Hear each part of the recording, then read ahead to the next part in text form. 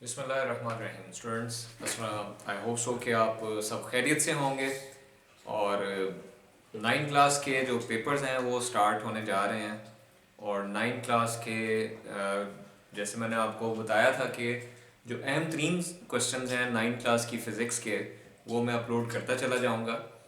और मैंने इससे पहले पुरानी वीडियोस में आपको मिल जाएगा तीनों इक्वेशंस ऑफ मोशन में से एक मस्ट आनी है। बड़ी डिटेल के साथ मैंने वीडियोस को अपलोड किया हुआ है, आप बच्चे देख भी रहे हैं, बच्चे और इसको आगे शेयर भी करें। तीनों इक्वेशन में से एक मस्ट आनी 9 क्लास की फिजिक्स में। जो मैथ्स ऑफ अर्थ है वो भी मैं अपलोड कर चुका हूँ, बड़ा अहम सवाल है, वो भी आएगा। इसके अलावा जो चैप्टर 1 है रूटीन की वीडियोस में वो काफ़ी हम वर्नियर कैलिपर तक उसका हमने कर लिया हुआ है। उसमें से भी MCQs वगैरह आ सकते हैं, जो ब्रांचेस ऑफ फिज़िक्स हैं वो आ सकती हैं। और आज जो है एक बड़ा अहम लेक्चर जो कि एक लॉन्ग क्वेश्चन है और उसके दो केसेस हैं। पहला केस आज मैं आपसे डिस्कस करूंगा। जैसे मैं फिर बता रहा हूँ कि ये रूटीन से हट के लेक्चर्स हैं, रूटीन के जो लेक्चर्स हैं वो साथ साथ चलते रहेंगे। ये जो 9 क्लास की फ़िज़िक्स के Lahore board, Punjab board overall जो अहम तरीन लॉन्ग क्वेश्चन हैं मैं वो आपके साथ शेयर कर रहा हूँ, जिसमें से 4-5 मैं ऑलरेडी आपको बता चुका हूँ। और ये आज एक और long question, tension in string, बड़ा बड़ा ही अहम लॉन्ग क्वेश्चन। अब टेंशन इन स्ट्रिंग के दो केसेस हैं। आप जो जिन बच्चों ने 9 क्लास की फ़िज़िक्स पढ़ी हुई है वो डेफिनेटली तैयारी कर रहे होंगे, उनको पता होगा कि इसके दो केसेस हैं। केस नंबर 1 आज हम करेंगे जिसमें दोनों ऑब्जेक्ट्स जो हैं वो मूव करते हैं वर्टिकली, यानी कि जो केस नंबर 2 है उसमें एक ऑब्जेक्ट हॉरिजॉन्टल मूव करता है और एक वर्टिकल मूव करता है। जो केस नंबर 1 है इसमें दोनों ऑब्जेक्ट्स जो हैं वो वर्टिकल मूव करते हैं। आज हम उसकी जो कैलकुलेशन है यहाँ पे देखेंगे। हमने मालूम करना होता है एक्सेलरेशन और जो स्ट्रिंग के अंदर टेंशन है, इन दोनों की वैल्यूज को मालूम करना है। तो आइए आगाज करते हैं केस नंबर 1।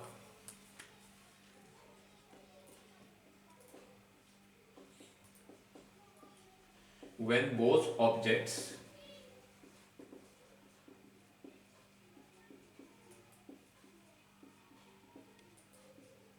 moves vertically, यानी कि जब दोनों ऑब्जेक्ट जो है वो वर्टिकली मूव करते हैं। हम सपोज करते हैं यहां पे हमारे पास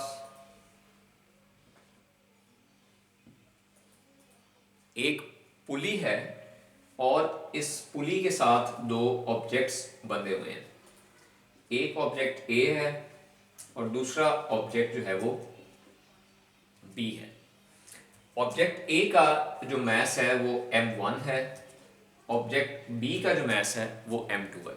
और ये दोनों जो हैं वो एक स्ट्रिंग के साथ एक पुली के ऊपर से गुजर रहे हैं। और जो पुली है, जिस सरफेस के साथ पुली को बांधा हुआ है, ये फ्रिक्शनलेस पुली है। अब मैं यहां पे वर्ड इस्तेमाल कर रहा हूं, फ्रिक्शनलेस पुली। अब फ्रिक्शनलेस पुली का मतलब है कि इसमें फ्रिक्शन जो है वो ना होने के बराबर है। और जो स्ट्रिंग है इसकी जो टेंशन है वो इनएक्सटेंसिबल स्ट्रिंग है, मतलब इसकी जो टेंशन है वो थ्रू आउट स्ट्रिंग क्या रहेगी, कांस्टेंट रहेगी। हम इसको ये भी यहाँ पे सपोज कर रहे हैं कि फ्रिक्शन भी ना होने के बराबर है, पुली के अंदर किसी किस्म की कोई फ्रिक्शन नहीं, ताकि फ्रिक्शन अगर हम कहते हैं कि फ्रिक्शन मौजूद है यहाँ पे, तो फ्रिक्शन मैथमेटिकल जब हम काम करेंगे तो उसके अंदर एक एडिशनल फोर्स के तौर पे आएगी, कैलकुलेशन के मुश्किल होगी। तो इस वजह से जो फ्रिक्शन के एलिमेंट है, जो फ्रिक्शन का पार्ट है, हम उसको यहाँ पे इग्नोर कर रहे हैं, ओमिट कर रहे हैं। तो हमारे पास दो ऑब्जेक्ट्स हैं, एक ऑब्जेक्ट ए है, दूसरा ऑब्जेक्ट बी है। ऑब्जेक्ट ए मैं सपोज करता हूँ डाउनवर्ड मूव कर रहा है, इसका मास ज्यादा है। और ऑब्जेक्ट बी जो है वो अपवर्ड मूव कर रहा है, उसका मास कम है। यानी कि मैं कहता हूँ कि m1 ग्रेटर देन m2। ए ऑब्जेक्ट का मास ज्यादा है इसलिए ये डाउनवर्ड मूव कर रहा है, बी ऑब्जेक्ट का मास कम है इस और अपवर्ड मूव करेगा। डेफिनेटली ए डाउनवर्ड करेगा तो ये अपवर्ड मूव करेगा। अब हमने मालूम क्या करना है, इस मूवमेंट के दौरान जो ऑब्जेक्ट्स हैं उनका एक्सेलरेशन क्या होगा और जो स्ट्रिंग में जो टेंशन मौजूद है वो क्या होगी।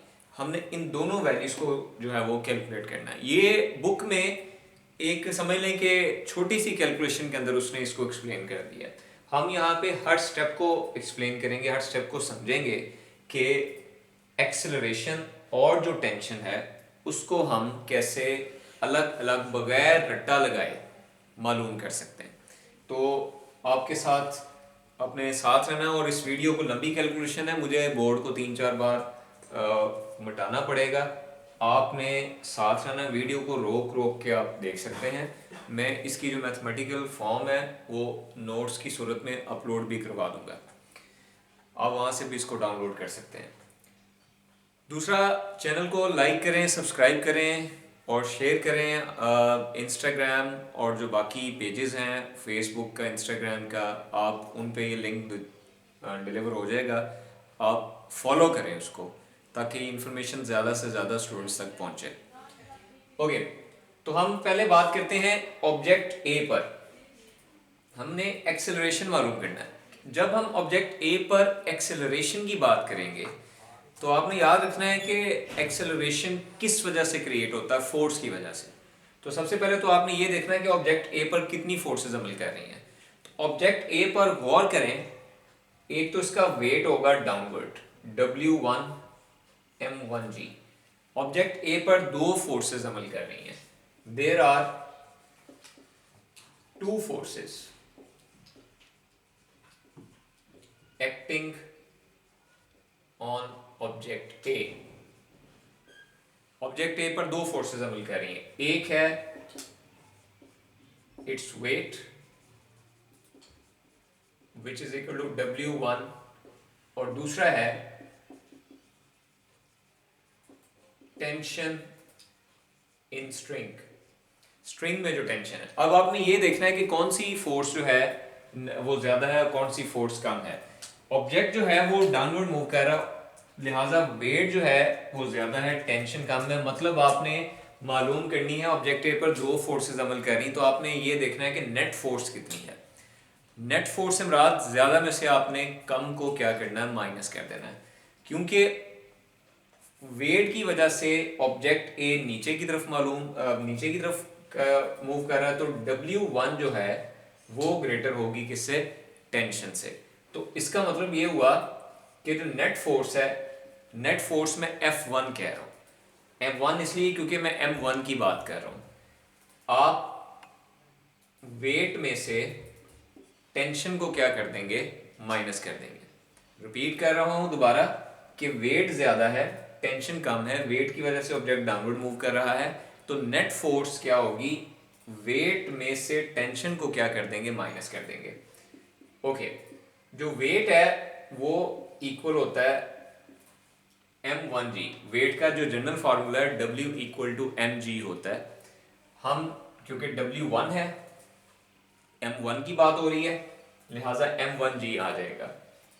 इसको मैं इक्वेशन नंबर 1 का नाम दे देता हूँ। ये मैंने नेट फोर्स कैलकुलेट कर ली है, किस पे, ऑब्जेक्ट ए पर।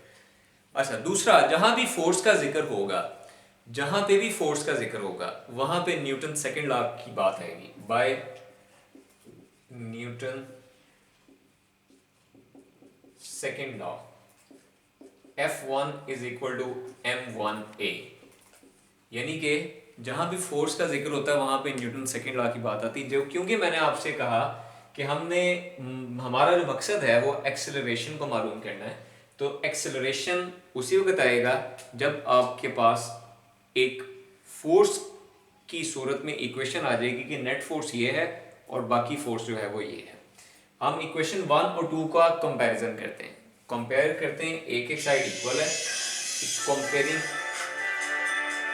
Comparing equation 1 and 2। जब दोनों इक्वेशंस को कंपेयर करेंगे तो आपके पास बच जाएगा M1G minus T equal to M1A। Equation M1G minus T equal to M1A, इसको हम इक्वेशन नंबर 3 का नाम दे देते हैं। तो ये मेरे पास एक इक्वेशन आ गई है ऑब्जेक्ट ए के लिए। ये इसको हम ऑब्जेक्ट ए की डायनामिक इक्वेशन भी कहते हैं। मतलब ये हमें ये बता रही है कि ऑब्जेक्ट ए पर कितनी फोर्सेस अमल की और नेट फोर्स जो है वो क्या बनती है, और आपके पास जो ऑब्जेक्ट ए की जो डायनामिकल इक्वेशन बनती है वो ये बनती है। यहाँ तक हमने ऑब्जेक्ट ए पे जो प्रोसेस करना था वो कर दिया, उसकी कितनी फोर्स कैलकुलेट की, कितना वेट, सारा कुछ मिला के हमने एक इक्वेशन निकाल ली। सिमिलर आपने करना है ऑब्जेक्ट बी के लिए, लेकिन फ़र्क ये होगा कि ऑब्जेक्ट बी जो है वो ऊपर की तरफ मूव कर रहा है। ऑब्जेक्ट बी ऊपर की तरफ मूव कर रहा है, तो हमने ऑब्जेक्ट बी के लिए भी सेम यही सिनेरियो रिपीट करना है। आपने इस इक्वेशन को याद रखना है क्योंकि इसकी आगे फर्दर कैलकुलेशन में ज़रूरत पड़ेगी। अब मैं यही काम सारा ऑब्जेक्ट बी के लिए करता हूँ, उसके लिए मैं इसको अरेज करता हूँ बोर्ड को। इस इक्वेशन को मैं कहीं ऊपर लिख लेता हूँ जो कि मुझे बाद में हेल्प करेगी।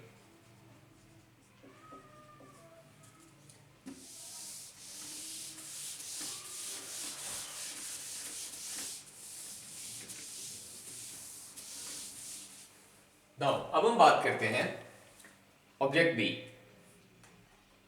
As object B is moving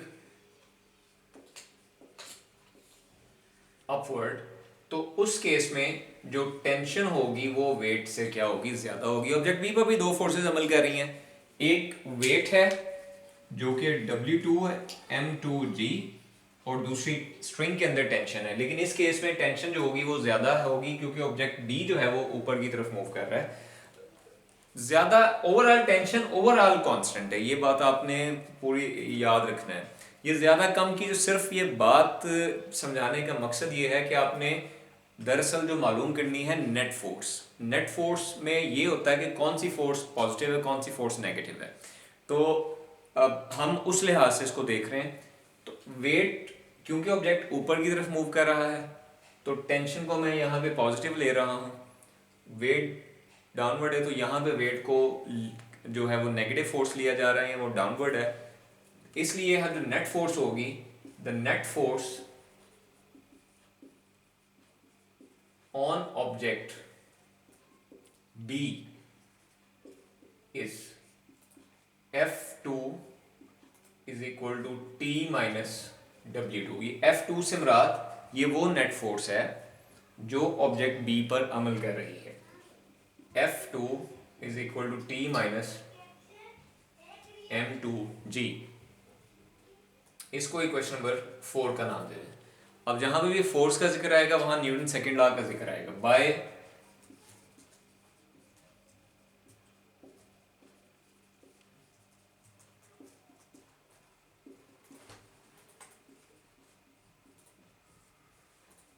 Newton second law F2 is equal to M2A। Again इन दोनों को कंपेयर कर दें।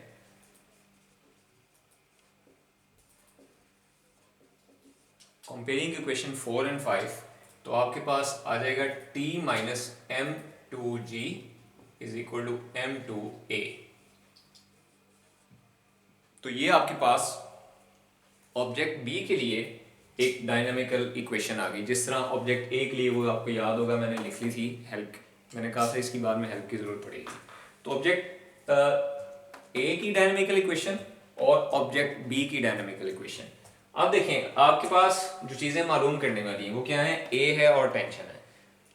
दो इक्वेशंस हैं और दो ही अननोन वेरिएबल्स हैं। अननोन वेरिएबल से मुराद एक्सेलरेशन और टेंशन। जिस तरह मैथमेटिक्स में साइमल्टेनियस इक्वेशंस का मेथड इस्तेमाल किया जाता है। दो अननोन इक्वेशंस, दो अननोन वेरिएबल्स और दो इक्वेशंस होती हैं, तो आप ए की वैल्यू निकाल के दूसरे में पुट करते हैं। एलिमिनेशन मेथड इस्तेमाल किया जाता है। मुख्तलिफ तरीक़ेकार हैं उन इक्वेशंस को सॉल्व करने में। आप मैट्रिसेस का इस्तेमाल करते हैं। बिल्कुल इसी तरह हमारे पास ये दो इक्वेशंस आ गई हैं। ये दो डायनेमिकल इक्वेशंस हैं ए और बी ऑब्जेक्ट के लिए। हम इन दोनों डायनेमिकल इक्वेशंस को साइमल्टेनियसली सॉल्व करेंगे और हमने मालूम करना है एक्सीलरेशन और टेंशन। तो आइए इक्वेशन 3 और इक्वेशन 6 को ऐड करते हैं।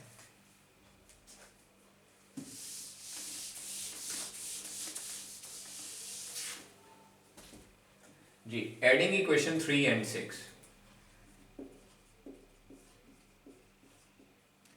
जी, ऐड करने का तरीका ये होता है, लेफ्ट साइड में ऐड होगी।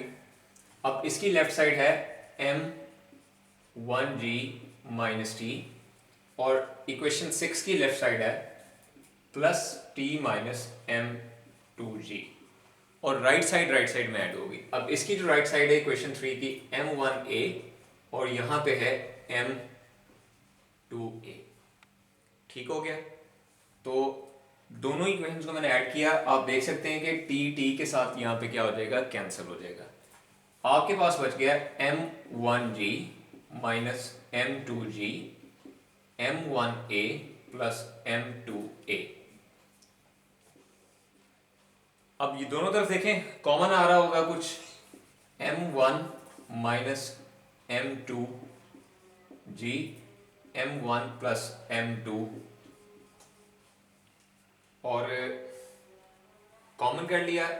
इसको दूसरी तरफ ले जाएं, m1 minus m2g divided by m1 plus m2, और आपके पास a m1 minus m2 g divided by m1 plus m2, और ये आपके पास एक्सेलरेशन आ गया।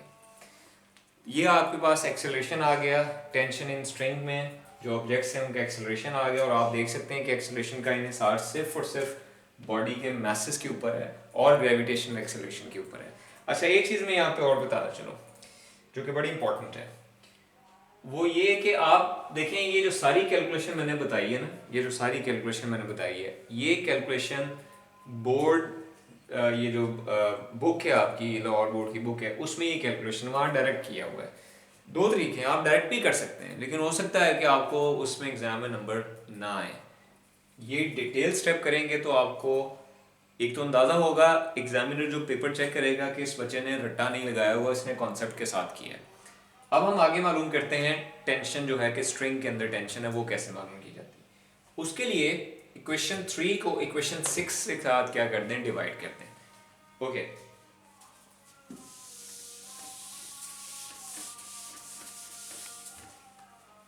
डिवाइडिंग इक्वेशन 3 by 6,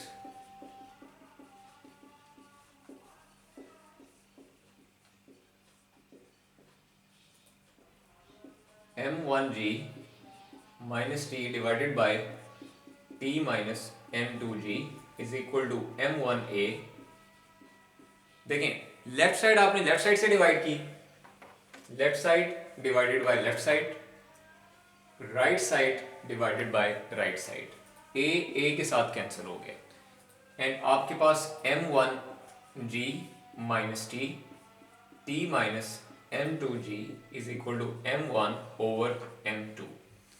अच्छा, अब आपने क्या करना बच्चों, मैथमेटिक्स में आप सबने पढ़ा हुआ है क्रॉस मल्टीप्लिकेशन। अब क्रॉस मल्टीप्लिकेशन यानी कि m1 को इसके साथ और m1g माइनस टी को m2 के साथ। ओके, अब मैं इन इक्वेशंस को मिटा सकता हूं क्योंकि हमने इस्तेमाल कर ली है। m1 को अंदर मल्टीप्लाई कर दें, t m1 minus m1 m2g, इस m1 को मैंने अंदर दोनों के साथ मल्टीप्लाई कर दिया, इस m2 को भी कर दें m1 m2g माइनस m2t। अब आपने मालूम क्या करना है, टेंशन मालूम करनी है। तो आपने इस m1t m1 प्लस m2t और इसको भी दूसरी तरफ ले जाएं, m1 m2g plus m1 m2g, t को कॉमन कर लें, t को दोनों तरफ कॉमन कर लें और आपके पास बचेगा m1 plus m2 m1 m2g m1 m2g, तो ये ऐड होके 2m1 m2g आ जाएगा। इन दोनों को जब आप ऐड करेंगे तो 2m1 m2g आ जाएगा। t को उधर रहने दें, 2m1 m2g divided by m1 plus m2। तो ये आपके पास स्ट्रिंग में जो टेंशन है वो आ गई है। तो हमने देखा कि दोनों, आप ये देखिए ये सारी कैलकुलेशन जो है आप इसको रोक रोक के देख सकते हैं, प्लस मैं इसको अपलोड भी कर दूंगा। और ये सारी कैलकुलेशन बुक में मौजूद नहीं है, आपको हो सकता है किसी नोट्स में मौजूद हो, लेकिन आई एम श्योर कि इतनी डिटेल में नहीं आपको मिलेगी, लिहाजा आपको हर स्टेप मैंने ओपन करके बता दिया ताकि बच्चों को समझने में आसानी हो। तो ये बड़ा अहम सवाल है, इसका दूसरा पार्ट इंशाल्लाह ताला हम कल करेंगे। लेटर नेक्स्ट वीडियो में। तो आई एम श्योर कि इंशाल्लाह आपको समझ आया होगा। चैनल को लाइक करें, सब्सक्राइब करें, कोई क्वेश्चन हो कमेंट सेक्शन में ज़रूर पूछें, इंशाल्लाह ताला उसका जवाब दिया जाएगा। और कोई भी शॉर्ट क्वेश्चन हो उसकी मैं शॉर्ट वीडियो डाल दूंगा। Thank you very much. अल्लाह हाफिज़।